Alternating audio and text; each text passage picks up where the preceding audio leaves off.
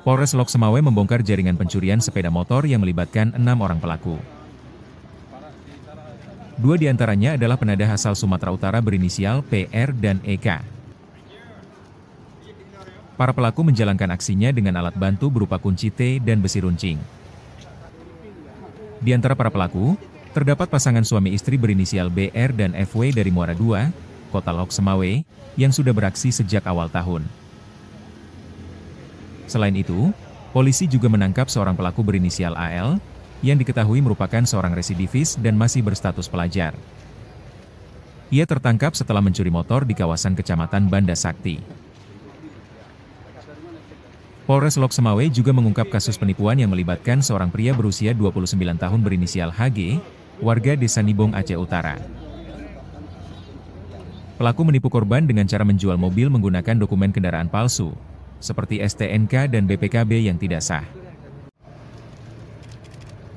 Selain itu, polisi juga menahan seorang pelaku pemalsuan dokumen kendaraan yang melibatkan seorang tersangka berinisial TM, warga Banda Aceh. Ia menggunakan modus menyalin nomor rangka dan mesin kendaraan lalu mengirim data tersebut ke Lampung untuk dibuatkan STNK dan BPKB palsu.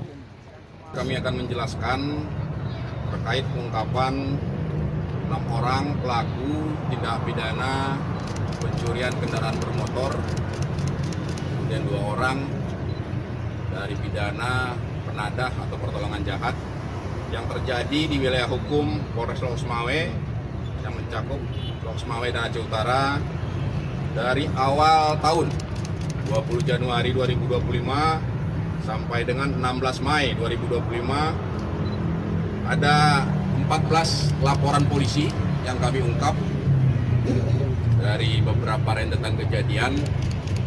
Di belakang kami ada 6 orang tersangka. Seperti yang saya sampaikan sebelumnya, ada orang 4 pemetik, pencuri, kemudian ada 2 orang sebagai penadah.